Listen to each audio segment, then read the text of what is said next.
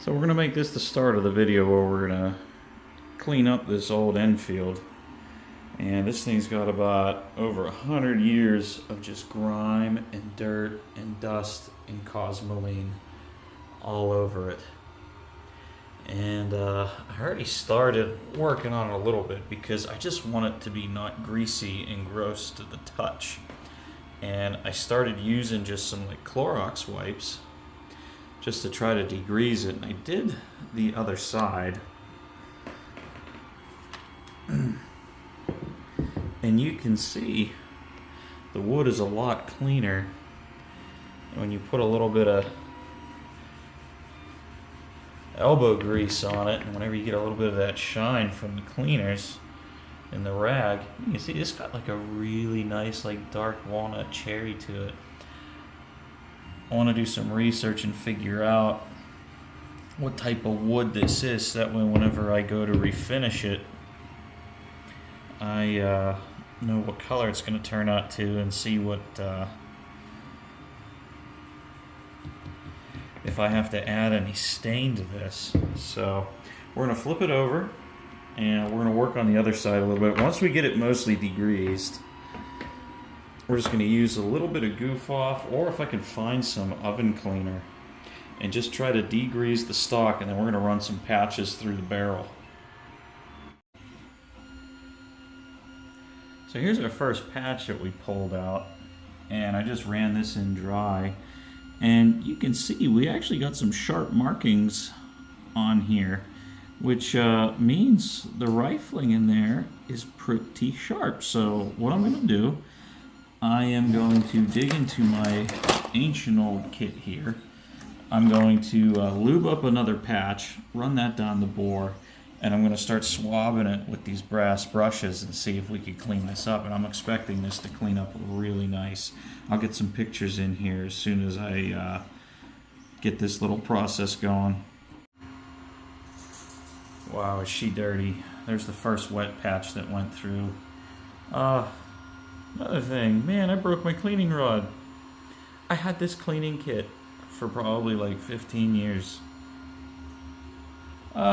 Okay, well I guess we're going to stop at Walmart and start the video again tomorrow night. Regardless of the sacrifice the cleaning rod made to the gun, I was able to run a few more patches through. And they progressively got worse, but it is getting cleaner. What I need to do is I need to get that scrubby brush done inside that bore. And I think I'm going to pick up some special cleaning solution like a Hoppies or a bore cleaner. See if I can really get to work on this thing and clean the inside of that rifle out. Alright, that was really easy, came right out. So I got my coin inserted in here, and this takes very little effort to take out. You can see the little W on here for Winchester.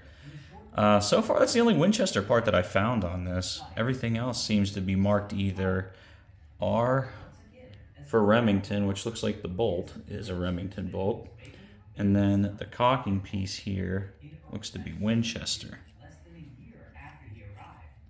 Really curious to see how this firing pin looks. This is the first time I'm going to have it apart. Here we go. Alright. Doesn't look broken. It actually doesn't look terrible. Really dirty. This thing's really packed full of cosmoline. This is actually what the whole rifle was covered in. Ugh. I also have an idea on how to take this apart. I've seen some people, they just get like a piece of cork or a coaster, and then you can push this down on it, and then you turn this piece, and that'll take the cocking piece out, and then you can disassemble the rest of this firing pin assembly. I have a Mauser in my closet with a takedown port on it. I'm going to see if this will fit on it. Alright, so I was able to make some progress. I don't have my Turkish Mauser here that has the takedown hole that's in the stock. I have a Yugo, which does not have the takedown hole in it. But because my unit disc is missing here, I just fit the firing pin in there, and it took very little effort. I just pushed forward and just twisted this piece right out. So let me get some rags. Let's clean this bolt assembly up. So I've been having a little bit of a difficult time getting this thing apart, and I really got stuck on these two bolts on this front barrel band. These things fought me, and I was able to take it over to let my dad take a look at it on Christmas, and of course all he had to do was look at it and it came right apart. So now that this is off, I'm able to get the barreled action onto the stock, and as expected, packed full of dirt. I got it cleaned out a little bit. And one thing I've been using to clean the rest of the rifle up is just some nail polish remover that I had sitting around. So I'm going to clean this up, and I can see some markings that are on this barrel. We'll take a little bit closer look as soon as I can excavate some of them. Alright, let's turn the light on so we can actually see what we're working with here. Got the rifle all blasted apart, all the different components, so we could take a look at some of them. What I want to look in particular is this barreled action, and I want to draw attention to some of the markings that I found here, and I'd love to see if some people know what some of these mean. So, if we can focus, there we go. We have the matching serial numbers on the bolt and on the receiver, and this has that little star on it. Oh, that looks good. So, when we flip over to the underneath, we got the Eddystone E, and a lot of markings down here. I would love to see if anybody can decipher what a lot of this means.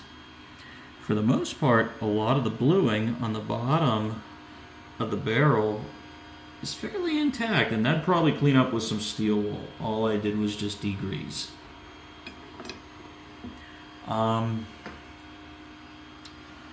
The other thing that I found on this side looks like it's a 1917 barrel, and I could see an R underneath the little cross pennants and the acceptance marks. So I was going to put all this back together and just kind of make like a little overview thing, but I think I'm just going to start restoring this rifle, and I'm going to do some little projects and do this in pieces. I did get to shoot it in this condition, and I found 10 rounds of .303 that I had left over from a long time ago, and unfortunately it keyholed. Now, we did slug some of the barrel. We put a couple of ocean sinkers through it and slugged it, and it's coming out to around 311 to 313 for the bore size. The ammo I was shooting was definitely bigger than that, so kind of up in the air on what to do with the barrel. Personally, I'm kind of leaning towards putting a .06 barrel on it, because you just can't find .303 ammo anymore. From what I understand and from what my research is they haven't made the military surplus .303 ammo since like the early 60s. So the newest stuff you're going to find is 40, 50 years old. So what I'm going to do, I'm going to take this apart in pieces, and I'm going to start off with this part first, because this is the easiest one to come to work with. And I'm going to throw this in the sandblaster, clean all this up, and I'll put some of the light bluing on it. And I think I'm going to do the butt plate here too, because those are the two easiest pieces to start off with. Oh, I also was able to order a stock blank disc to go in there. That'll spruce up the stock a little bit. Yeah, I do want to refinish the stock at some point, but as of right now, I'm going to start working on all the little bit metal pieces and throw it back together and see how it looks, and work on the stock and gradually get it looking nice. But I hope this gives everybody a little bit of an idea as what you're buying whenever you order one of these RTI guns from Ethiopia. So if you're willing to put some work into it, yeah, this is probably one of the last batches of P14s that you're going to be able to find. And I feel lucky to get one, and yeah, I know there is some controversy to it. If you want to spend $500 on a brand new gun, yeah, you're going to get a lot more for your money, but unfortunately I'm an idiot and I really wanted a P14.